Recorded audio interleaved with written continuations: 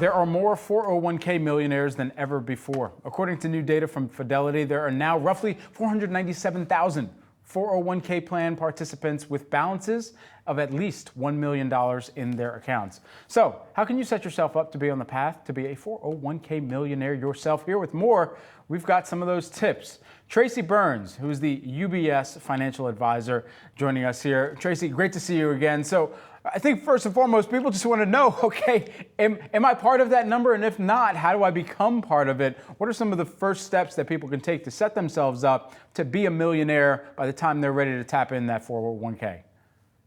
Yeah, Brad, it's all about consistency. You know, it's much like when you diet Monday through Friday, and then on the weekend you have pizza and potato chips and you wonder why you're not losing weight. It's the same thing. Slow and steady wins the race. And I bet you those 497,000 people put money in, left it there, put it in the stock market, checked on it, and let it grow. And I think that's really important too. Don't just like set it and forget it. Make sure you revisit, you diversify, you rebalance if you have to. What was good when you started working 20 years ago might not still work today, Brad. So you have to get back to it as well and pay attention. And so with that in mind, what are some of the common mistakes that you see people making, Tracy? So that's it, right? We forget all about it. We don't increase. I'll tell you, one of the number one things people could do is when you get a raise, give your retirement plan a raise as well. Bump it just a little. Bump it in accordance. Set the percentages, as a matter of fact, to increase with your salary if you can.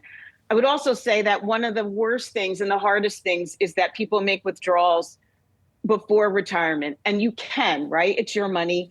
Try really hard not to. You can for first-time home buyer. You can for hardship. If it's possible not to touch that, leave it alone. And lastly, don't forget that match. If your company's offering you money, you better give till you get it, because it's free money and it's yours, and it will add to that million down the road someday. What's a good investment rule of thumb for contributions to that 401k as well here? It's really hard to say, right? If you live in Manhattan and you're just out of college, it's so hard to say, oh, by the way, you should put the max in because you can't make rent. So I get it. I say you just try really hard to pay yourself first. But I am cognizant of the fact that living expenses are tough in certain places. But ideally, you want to hit that annual number every year, because don't forget, you don't pay tax on it until you retire. So it is a help, paycheck to paycheck, to not have to pay tax on a portion of your salary.